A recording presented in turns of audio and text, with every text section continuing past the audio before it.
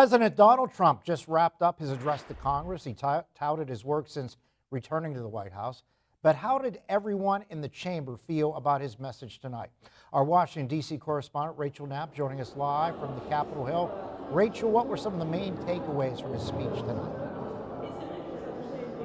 Good evening, Mike. Yes, so for the most part, of course, the president took this as an opportunity to kind of share what his administration has been working on in these past few weeks. But one of the most noticeable takeaways that I saw from inside the chambers was the Democratic, or at least lack thereof, response to some of the speeches and some of the takeaways and priorities that the president was talking about. For the most part, they were sitting down and they were waving signs and things like that. And of course, the Republicans were throwing their full support behind the president during that speech. Now, the president boasted about his executive orders on things like getting rid of diversity, equity, and inclusion initiatives, declaring a national emergency at the southern border, and more. Now, despite some concerns about the economic impacts on American consumers from tariffs, he touted his actions about issuing tariffs.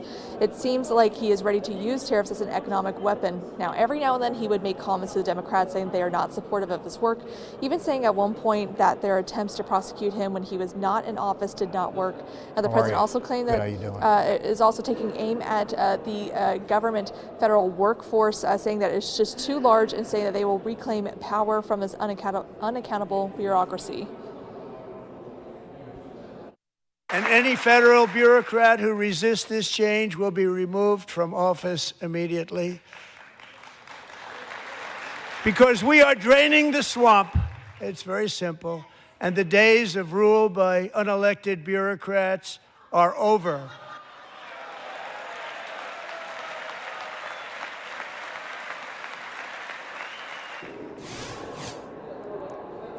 Now, Mike, while the president is is referring to some of these federal workers as the unelected bureaucrats, some of the protesters that we've been seeing around here throughout Washington, D.C., they also have problems with what they're calling an unelected bureaucrat, but they're not referring to federal workers. They're referring to Elon Musk, who is spearheading the president's DOGE team. That's the Department of Government Efficiency.